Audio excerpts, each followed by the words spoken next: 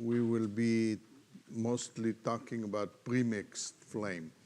As you know, there are two types of categories of combustion behavior or system.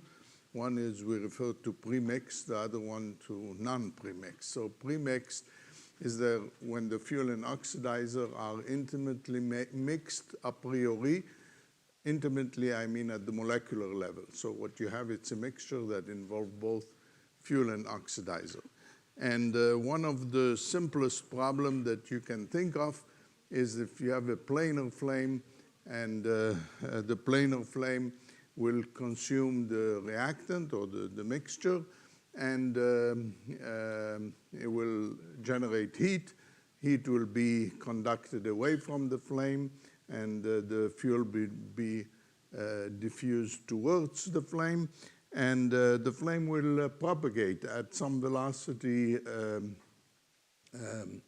that we refer to as SL. And so this is essentially the setup. You have a mixture with given conditions. Subscript U indicate the state of the gas far a priori. The gas is at rest, and there is some combustion region where all the diffusion, heat conduction, viscous dissipation, and so on occur. And that whole mixture is propagating, that whole zone is propagating to the left at a velocity SL that we need to determine. And the burn gas, which is hot, expands and moves away from the flame. That's the general picture. So we are looking mathematically for a wave-like solution, namely a solution of the form you see here, X minus SLT. That's the behavior of that wave propagating to the left. It's convenient, however, to look at a coordinate system which is attached to the flame. In other words, saying that you are sitting on the flame and moving with it, so the gas is coming towards you, and the velocity, therefore, is exactly the velocity of the flame speed, and the flame is stationary, and so the same initial condition. Far to the right, we expect that either the fuel or the oxidizer are completely consumed. It depends on whether it is a lean or rich mixture, as we will see, and that the temperature goes to a uniform state. In other words, derivatives goes to zero far to the right. So it's convenient to work with this frame of reference, which is mathematically easy to do. All you have to do is to rewrite the equation by changing X minus SLT into a new coordinate, say X hat, and then doing the transformation accordingly. The governing equation, we discussed them yesterday at length. So I'll just summarize here the one-dimensional form. So we have mass conservation, the energy equation, Q is the heat release. They are written here in dimensional form. This is the mass, the mass fraction of the fuel, the balance, and the balance of the oxidizer. Omega is, as you know, the reaction rate, which we have seen written in that form. It's the law of mass action and the Arrhenius dependence on temperature. And we are looking at, which is true from today until the noon on Friday, it's always fuel plus oxidizer go to product, nu F, nu O being the stoichiometric ratio. And the condition far upstream, as I showed before schematically, are these, and far downstream are uniform conditions. This is, for example, a numerical solution that show for propane, it's actually, methane, it's a lean methane, so what you see is that the fuel, which is the methane, is totally consumed at the flame region, but oxidizer is left, some is left unburned, and it produces water and CO2, and the remaining nitrogen is just an inert. So The first thing I want to show you, if we look at this system of equation, is that we can add the two equations, for example, the temperature and the mass balance of the fuel, but eliminating the right-hand side. So we need to multiply the second one by Q and the first one by nu FWF. If we do that and we add them up, we eliminate the reaction term. Now, yesterday I mentioned, or I talked about a conserved scalar, but that's not a conserved scalar because this is not the same quantity here and here in the differential equation. But it's a relation which is accurate and one can extract from it some information. And the information that I want to extract is integrating it from negative infinity to plus infinity. So at negative infinity, we know all these quantities. Rho is rho u, u is, I'm sorry, we evaluate at infinity. At negative infinity, the derivatives are 0.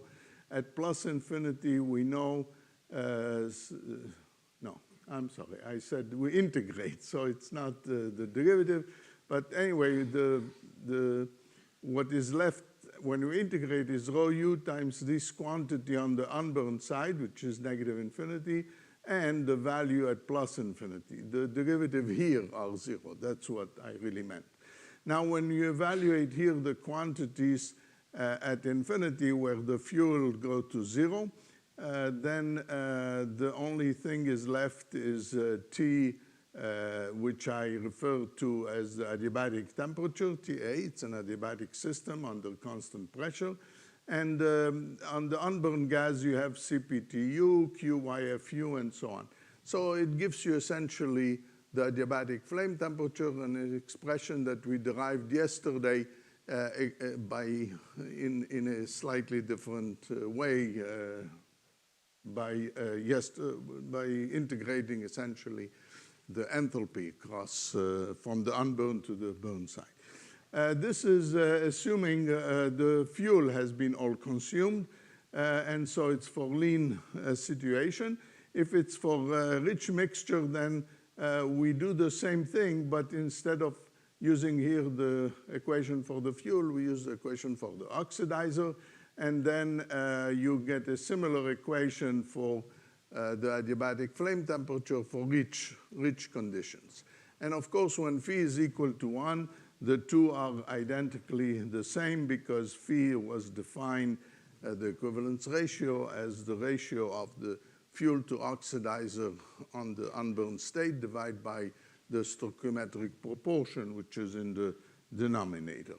Now, we can also add and subtract the fuel and oxidizer equation to eliminate the right-hand side, similar to what we did before. And this is the equation that we get. And now when we integrate from negative infinity to plus infinity, we can determine, for example, for lean condition, how much oxidizer is left, the remaining oxidizer, which is what you have here, okay? And for rich condition, the remaining amount of fuel. And of course, if it's at stoichiometry, both fuel and oxidizer will be completely consumed, and it's going to be 0 in either case, okay? So this is just some simple manipulation of the equation. We didn't still solve the equation to determine all the temperature, mass fraction, and so on, or the structure of the flame. But when we look at the problem, it has a difficulty, and it's as we say mathematically, it's ill-posed. It's not well-posed mathematical problem. The reason for this, it's because at negative infinity, you expect the concentration to go to constant value and the derivatives to go to 0. It's a uniform state, which is the unburned state. But the equation does not admit this because the right-hand side, the reaction rate never vanish, no matter what temperature you are at, okay? Since that difficulty is on the unburned side of the system, is usually, it has been referred to as the cold boundary difficulty, okay? So what you have to do is maybe manipulate it somehow. So this is the cold boundary difficulty. In the 50s, there have been a lot of discussion and many papers trying to understand the nature of that difficulty. The problem is, of course, the Arrhenius form. The Arrhenius form is an exponential function of temperature that never vanish no matter at what temperature, but it can become very small. It's something that we will exploit later on today or soon. There is one possible solution is what I wrote here that people have done is to say, okay, but the mixture usually comes from some burner or something like this, and so we will kill the reaction rate for position to the left of that burner. In other words, at some position, we said it's zero.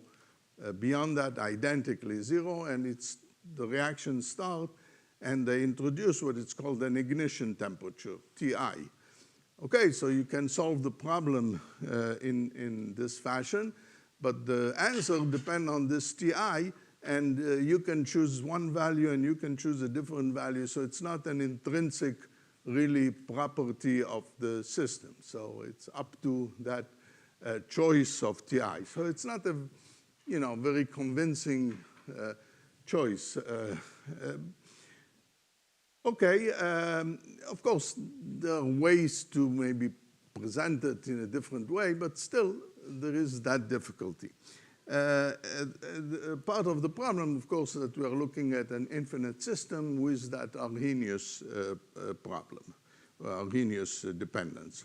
The other possibility which we will look today is using the so-called large activation energy limit, which we assume that the activation energy is usually much larger than the enthalpy of the fresh mixture, and that will effectively say that the exponential is exponentially small and therefore negligible in the far left, and in principle that resolves the difficulty. But we're going to see that in more detail in a minute.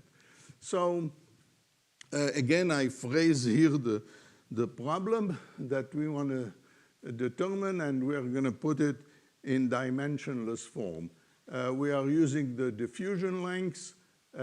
For lengths, the velocity will be scaled with the flame speed, the propagation speed, but remember, we don't know it, okay? So it's something that will still need to be determined as part of the answer, and the temperature is scaled with the unburned gas, so it's the density, and since the adiabatic temperature will enter into a picture, when we scaled it also with respect to the way that we scale temperature, Ta without the tilde is the dimensionless adiabatic temperature, which has this simple form, 1 plus Q. Q is the heat release parameter. I introduced that yesterday.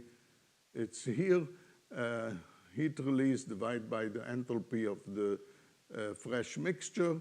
And the adiabatic temperature is either the top or the bottom line, depending if it's lean or rich.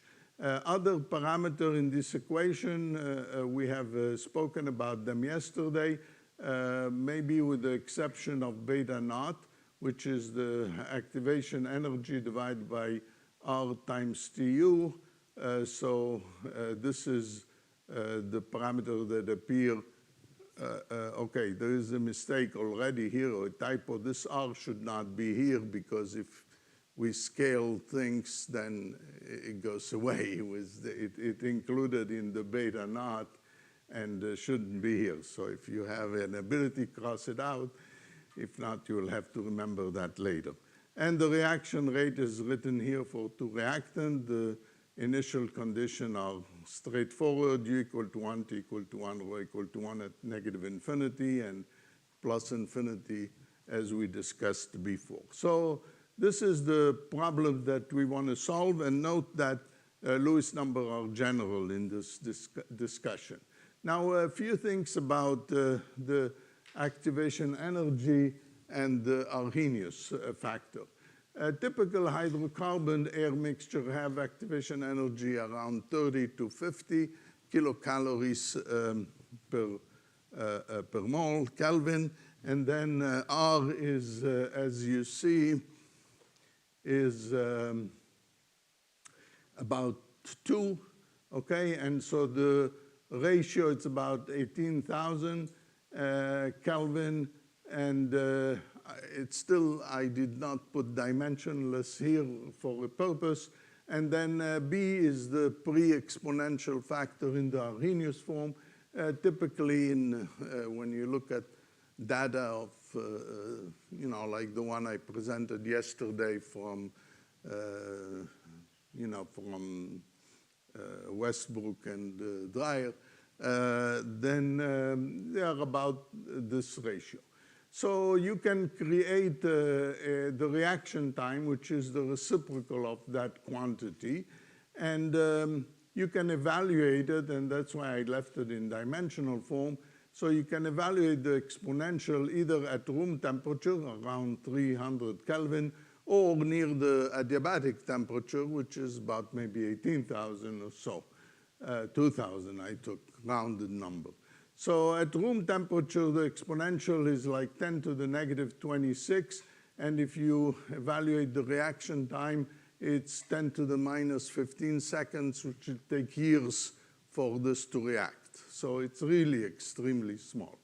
But at the adiabatic temperature, then the time are microseconds, so there's a huge difference in time between this and that. What it shows is that the reaction rate is very, very sensitive to the temperature. And so what is convenient to do is to re-express it as by multiplying the reaction rate with e to the minus e over RTA and e to the, which is 1 essentially, multiplying and dividing. And then this quantity will be more balanced because, as we will see in a minute, it's not huge difference as we did before, which will change a little bit in the pre-exponential factor. And therefore, our Dam-Kohler number will be multiplied by this quantity, which I made it here as a different D, which distinguished from the Dam-Kohler number that I defined in the previous slide. Now, this is the idea where activation energy asymptotics came about. And now we are going to do it more formally. So formally, it started heuristically by Zeldovich and Frank Kamenetsky in the late 1930s, early 1940s. And more formally, the first paper appeared by Bush and Fendel, and then some discussion by Williams 5 years later. So anyway, this is the reaction rate term as we had it 2 slides before in dimensionless form. Now, what we want to take is we want to assume that the activation energy beta naught, it's a very large parameter, which indeed it is when you evaluate it numerically. But if you just say it's very large, then this is exponentially small, then the reaction rate is negligible everywhere and we lost everything. We cannot, that's not the problem we want to solve. So we have to, this must be balanced somehow by something else. And the only thing that it can be balanced with is with this Dam-Kohler number. And so we have to assume 2 limits simultaneously, which in the jargon of asymptotic, it's called a distinguished limit. In other words, we're looking at a limit in which the Dam-Kohler number is large and the activation energy is large. How are they large? They cannot be large independently. There must be a connection between them, and that's what we are going to find through the systematic analysis. So again, we write the reaction rate like I suggested before by multiplying and dividing by the e to the beta naught over TA. And so now the reaction rate is written in that form where this D is the Dam-Kohler number multiplied by this. It's important to remember this because maybe I forgot to mention it. So let's go back 2 slides. The Dam-Kohler number is where the flame speed appears, right, after we put the equation in dimensionless form. And so it's an unknown. And therefore, it's often referred to as the burning rate eigenvalue. In other words, this problem is an eigenvalue problem where part of the solution is to determine this quantity D, or this Dam-Kohler number, okay? It's not your classical Sturm-Liouville eigenvalue, or those of you familiar with this, where you have infinite number of eigen. It's a nonlinear eigenvalue problem, nevertheless. So, so as I said, since D is the burning rate eigenvalue, when I do this substitution, it's important to remember that, because eventually when we want to evaluate the flame speed, we have to remember all those substitutions that were made just for convenience of the writing. So what is the importance of writing it this way? It's very simple. You can do a common denominator, and the exponential have this form. So when t is less than Ta, it's multiplied by, it's negative, it's multiplied by a very large number, exponentially small, it's negligible, it's like practically 0. Only when t is close to Ta, then the exponential is important, reaction become important, and therefore that's where the reaction zone is. And then you can say, what about if Ta is bigger than Ta? Well, if it's bigger than Ta, it's exponentially large, it's not acceptable. But on the other hand, the rate is multiplied by mass fraction. One of them go to 0, so it's identically 0 because of that. So the reaction is in fact negligible before the reaction zone and past the reaction zone. In the literature, it's convenient sometimes to introduce this beta, which is a little different than the beta naught that I suggested, and it's referred to as the Zeldovich number. To be honest with you, this was obtained a posteriori. In other words, after obtaining the results, it was convenient to define that because it makes the final expression simpler. So it's a way that sometimes people that are doing this kind of analysis do, is that they redefine things in a way that makes the end result simple. But it's really more an a posteriori result. I presented this way because it's easier to see where the idea started from, as I did. So anyway, be careful. Beta and beta naught are not the same. They are, in fact, different by this.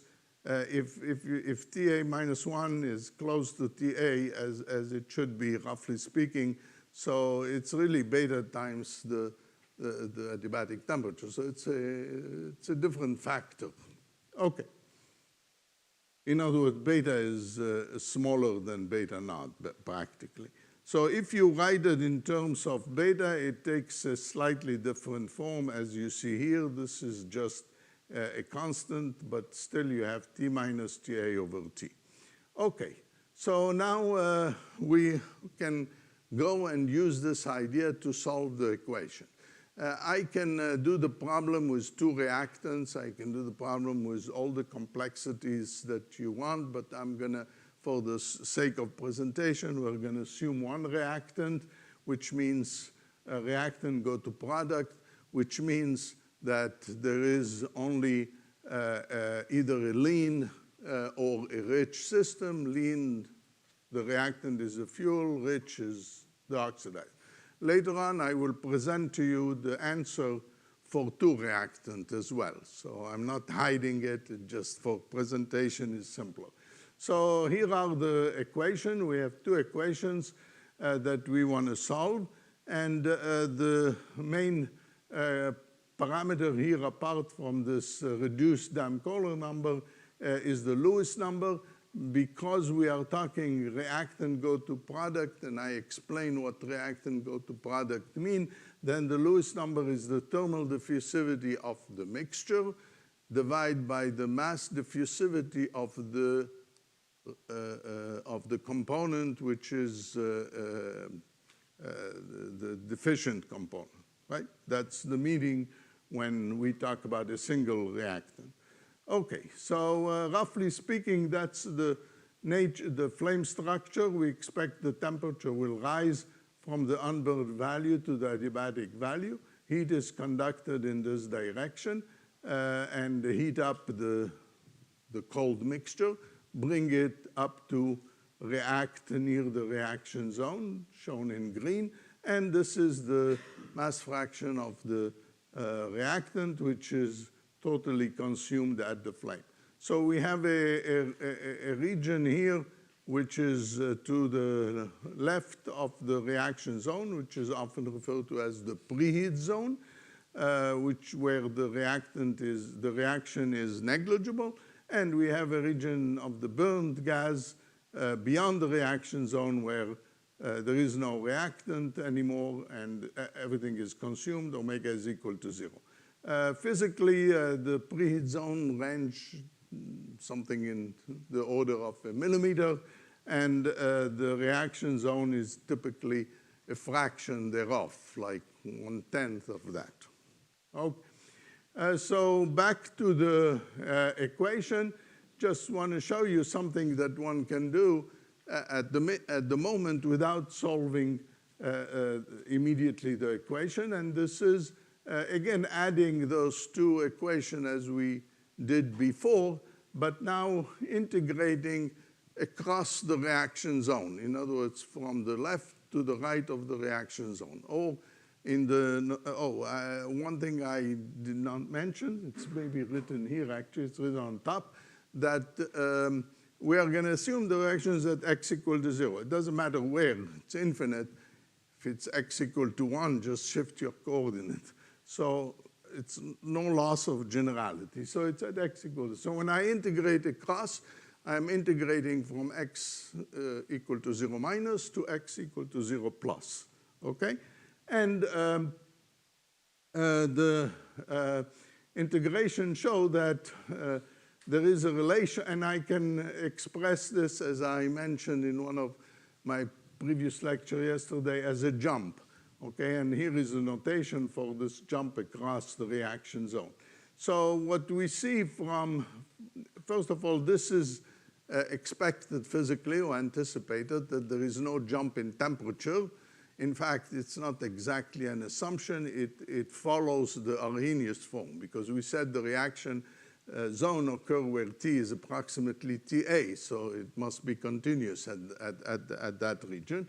And so there is a continuity in T and Y. And from integrating this equation, because there is a when you integrate this, you get T plus QY plus the first derivative. T plus 2y is continuous across, so they are 0. And you get a relation between the heat conducted, or the flux of the energy flux conducted, usually only towards unburned gas, to the amount of mass or the flux of reactant towards reaction zone. So it's very nice. It's a nice relation, but unless, so I have here some relation I can use, but I am missing, since what is that flux, right? So this is the purpose of the reaction zone analysis, which will come next, and determine from it determine the burning rate eigenvalue. Maybe it's a little involved, but I want to just show the main idea or the main steps. It's really not involved, but anyway, so in asymptotic, what you do, you expand all the parameter in terms of the small parameter that you have. The small parameter is beta naught to the, or beta to the -1, the reciprocal of the activation energy. And to leading order, you solve this equation.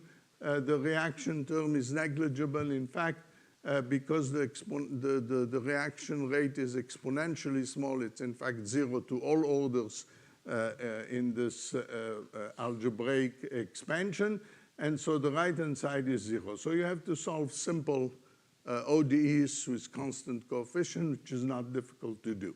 This is the convective diffusive region. That's the preheat zone, which is a balance between convection and diffusion.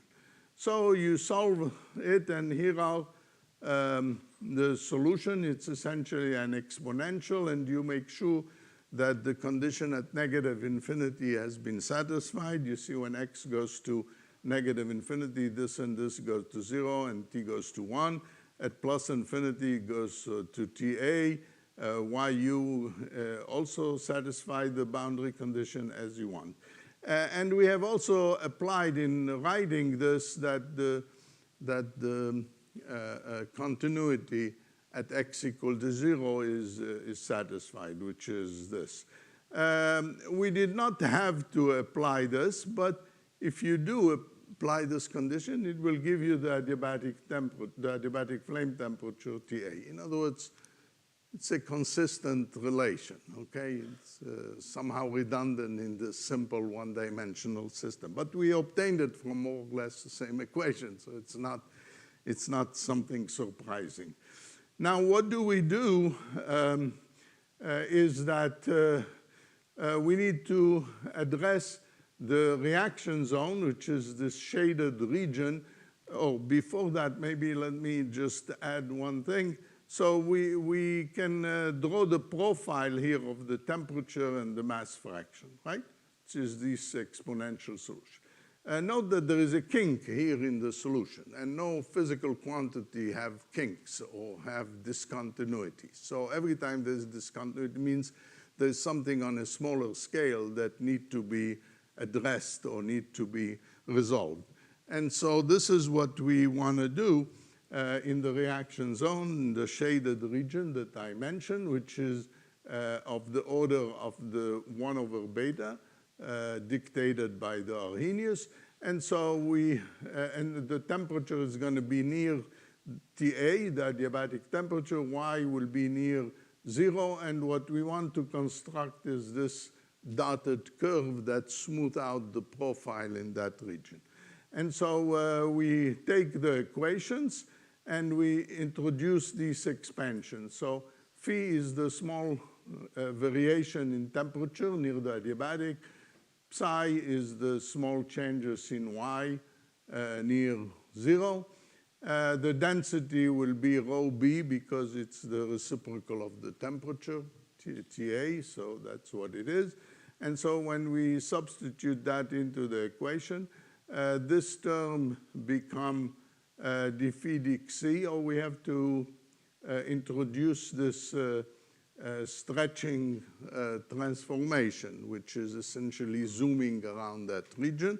So we introduce x beta minus 1 xi. Xi is the new coordinate that will go from minus infinity here to plus infinity here. In other words, when I stretch, the new variable go from minus infinity to infinity. Minus infinity gives you an x slightly less than 0. Plus infinity gives you an x slightly bigger than 0. Okay, so when we substitute into the equation, we see that convection is much smaller than diffusion, and so it's negligible, and so the reaction zone is a balance between conduction or diffusion and reaction. And that is what's left in the reaction term. This psi comes from the y, and then the exponential here is expanded near t minus ta, and so the only thing that appears is the phi, which is the perturbation. And then there is a coefficient here, lambda, which must be order 1, because if you balance the term, balance meaning they are of the same order.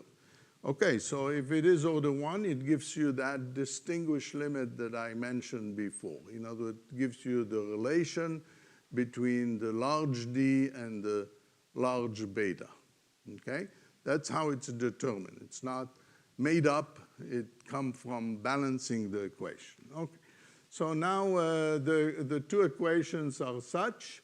They are still nonlinear, not easily maybe determine analytically. The question is, if they span negative infinity to plus infinity, as I told you before, suppose you want to solve them, whether you solve them on the computer or by hand, what are the boundary conditions that you put into the left and to the right?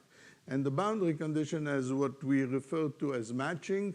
If I go backward, what basically it says is that this dashed line has to blend into the solution, the outer solution, as we refer to it, when xc goes to negative infinity, and has to blend to this solution when x goes to positive infinity. And this is obtained essentially by taking the solution in the preheat zone and expanding it near x equal to 0.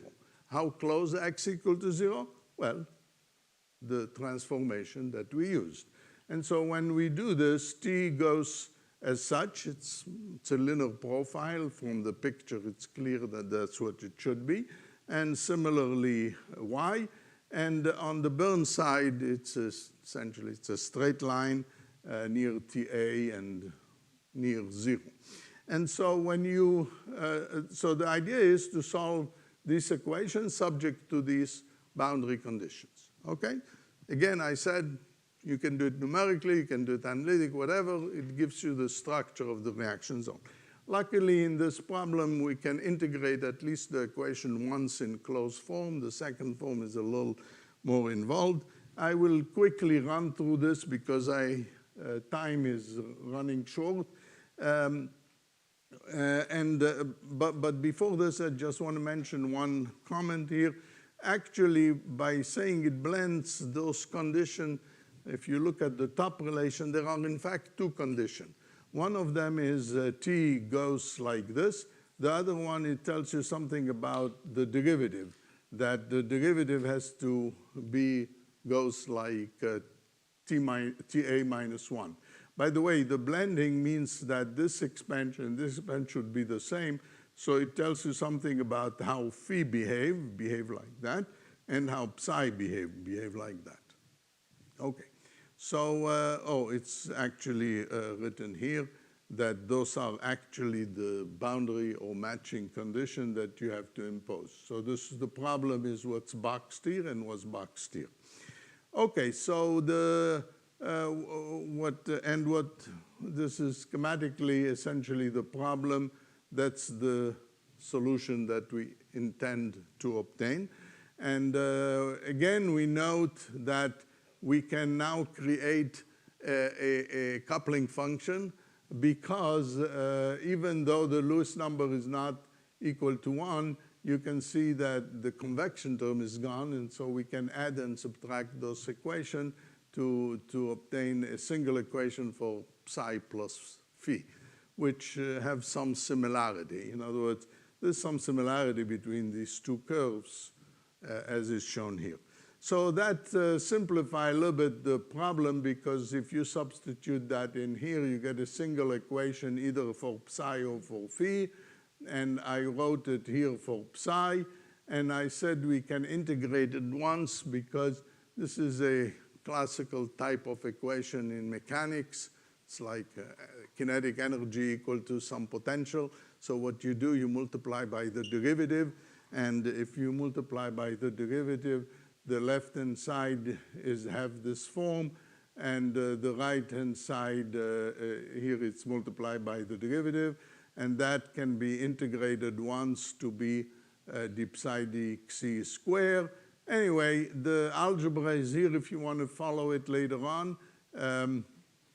It gives you the first derivative for psi. And now you can evaluate the right-hand side from at negative infinity, you can evaluate at plus infinity, and you extract from here a relation from those matching conditions. Know that the relation involve only quantities that you know apart from this lambda, okay? This integral turned out to be the gamma function, which is the factorial.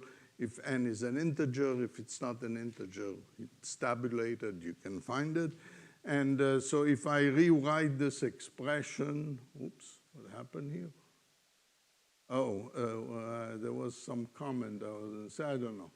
Anyway, if you rewrite this expression, then here is the expression for lambda, and then you remember, so lambda is equal to this, and then you remember that lambda was related to this d here, and then if you connect it to the Damn-Kohler number, you have an expression for the flame speed, okay, analytical expression.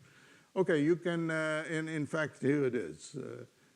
D was defined as such, and so you go back, you have a, I hope there is no any typos. There may be, but sorry for that. The idea is presented here. You can find those typos are trivial. You can find them if there are. So you have an equation for the flame speed, which we will discuss.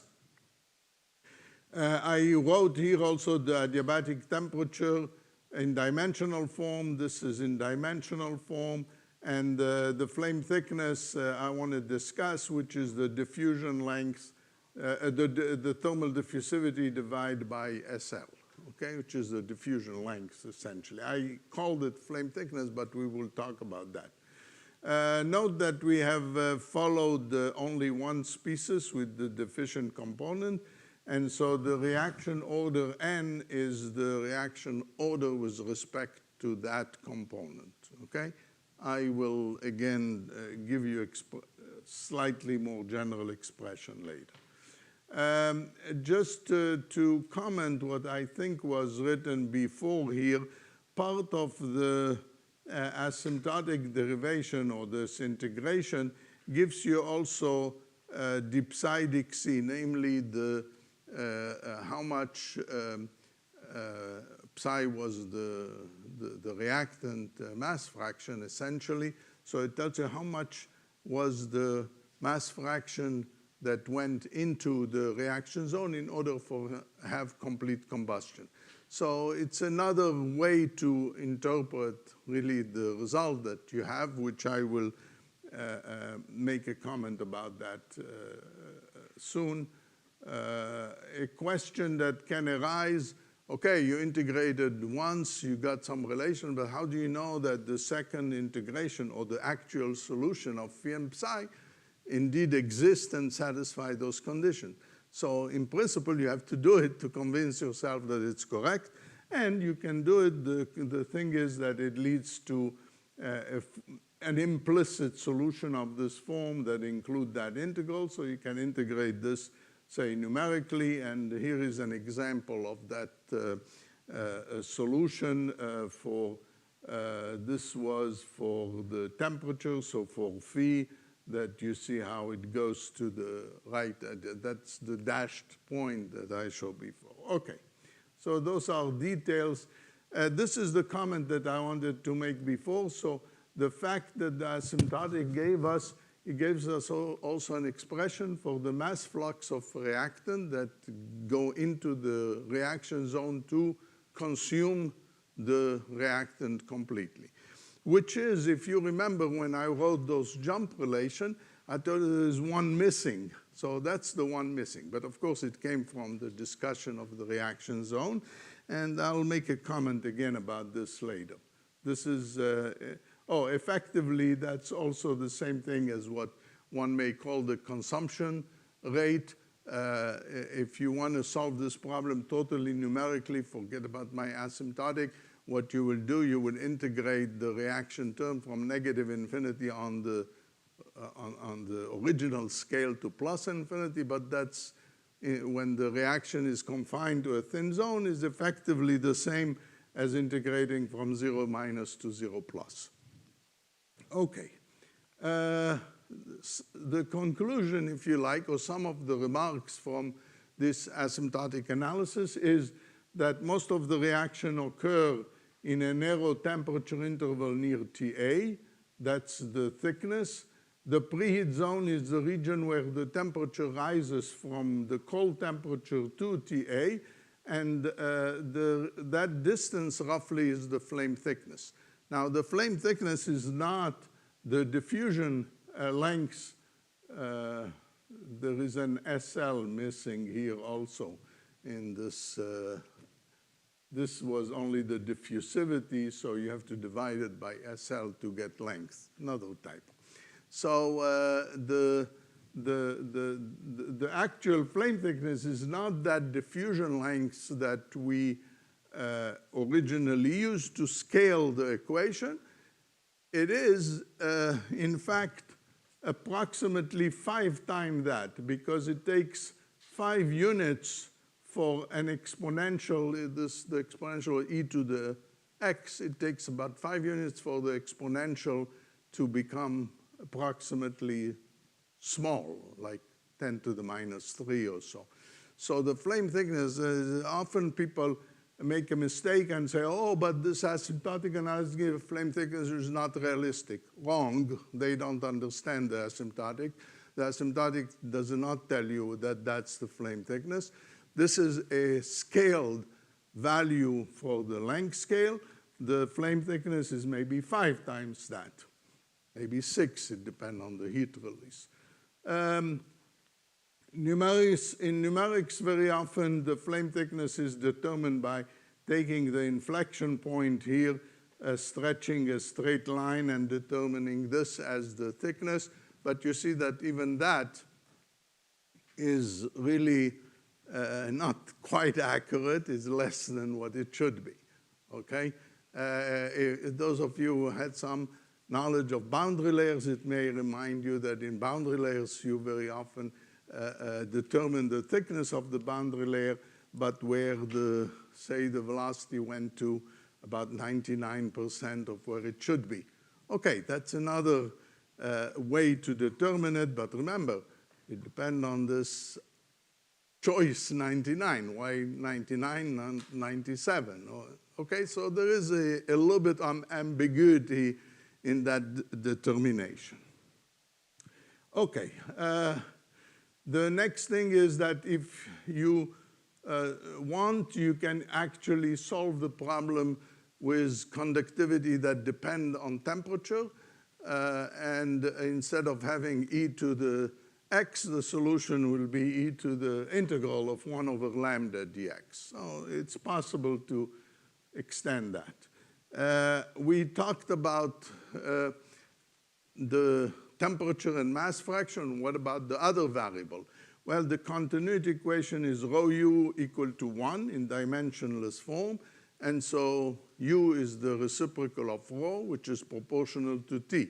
So velocity goes like the temperature in dimensionless way. In other words, it rises from, say, well, it depends on which frame.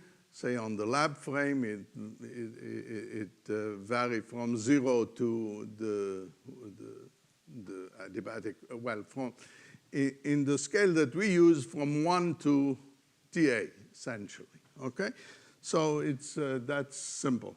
And then you can solve the momentum equation. Now remember, yesterday I distinguished between a capital P, which is the mean average pressure, which is constant, and the small p, which is the small pressure fluctuation that result from the fact that the momentum is weak or small, or the low Mach number approximation. And so you can go to the momentum equation and solve it and obtain the pressure, and what you obtain, there is this little slight drop in pressure past the flame. Okay, so you can complete the solution as you wish. Okay, you can read that comment. I'm going to skip it. You can compare the asymptotic result. It's it's an old comparison, so I'm not sure it can be done probably better. But anyway, the idea is that you can compare it to some numerical solution under the same conditions, which means n equal to 1, q equal to 5. The asymptotic result, so what we plot here is the numerical result divided by the asymptotic result.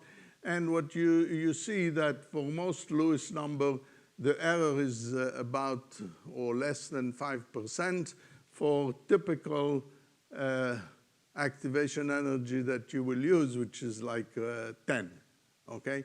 When, of course, it goes to infinity, the two approach each other as it should be.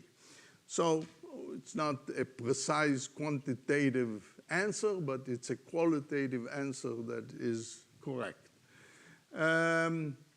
Another way to express the flame speed is also to change here the ratio of the density, use the equation of state, and you will see the pressure dependence explicitly. But more manipulation that can be done to write it in different forms.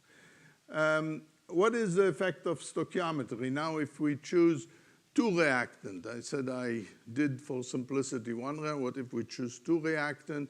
We choose two reactants, we have the following expression, and there is a factor here, S, which depend on the equivalence ratio. So anyway, you can expand this. I can talk about this more, but since the time is limited, I will leave it at that. But of course, when phi equal to 1, the two expressions combine and give you the same one for stoichiometry. And there are some reference that you can see.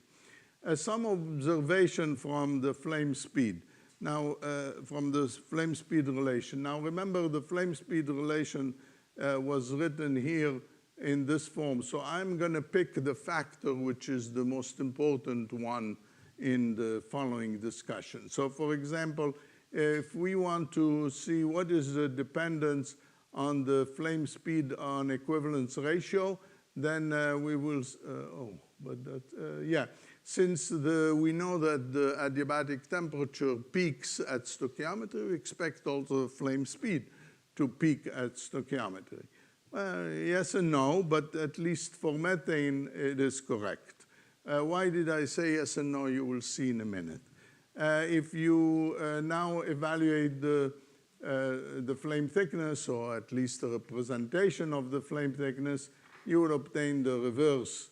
In other words, at stoichiometry, it's the smallest value and so on. So you can extract various things. The adiabatic flame temperature exerts the strongest influence on the flame speed because it appears in an exponential, clearly. So that's where, and TA depend on the heat release Q. And so you can see that when Q varies significantly, such as between methane, ethane, and propane, and here are the value in kilocalories per mole, then the speed will be larger for the larger heat release, which that's something you expect. But everything is seen from this expression in simple form, and that's the beauty of when you have an analytical solution. On the right, you see that when the variations are not as significant, you see here it's almost 75% increase and so on. Here the increase are small, then the flame speed doesn't vary by much. So it shows the dependence on the heat release. I will skip that. You can read it. It's I think it's very clear. This is what I said yes and no, because you see I showed you before result for methane, but you see for hydrogen, you see that there is a little bit of a shift, right, on the right from the left.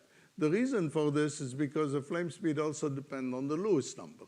And for hydrogen, the Lewis number of the fuel is rather small, but so that's when the mixture is lean. But when the mixture is rich, it is the oxidizer that counts. So there is a shift due to that factor from the symmetry that you will see in methane, where there is no such big differences in Lewis numbers.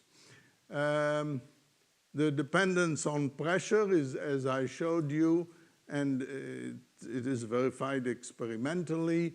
And this is a final comment that I'll make. I'll make a break, and then I will touch quickly on a couple of small examples using this more general result. So one can make this following argument that the general summary of the asymptotic is that across the reaction zone. Temperature and mass fraction are continuous. There is a jump in the derivative, as we have seen in the profile, but there is a relation between the derivative of the temperature, or the gradient of the temperature, and the gradient of the mass fraction. And the asymptotic gave us a relation for the mass flux required for complete combustion to occur. And this was the expression here, which can be also simplified a little bit because this factor is more or less SL. So I think well, let me say that and then a break, sorry. So if you're looking at a slightly curved, but not highly curved, or slightly curved flame, not totally flat. Friday we will see that nature does not permit flat flame to exist, known as Darry-Lander instability, but they may exist under some circumstances. And if you have a weak curved flame, then you can look at this little box as it's almost flat, and I'm saying things that can be done more mathematically, but I describe them in words. And then the previous result, instead of being expressed in terms of x, they are now expressed in terms of the normal to that box, so the normal to the flame surface. And so this can be a prescription to simply solve some other problems of that nature without going inside the reaction zone, stretching, solving this again and again. In other words, it was done, you can use it for other problems, and that's what I will show you after the break. So I don't know, we take 10 minutes. I really don't know the timing because it started at 1:45, it ended. I don't know. So take 10 minutes, come back whenever you want.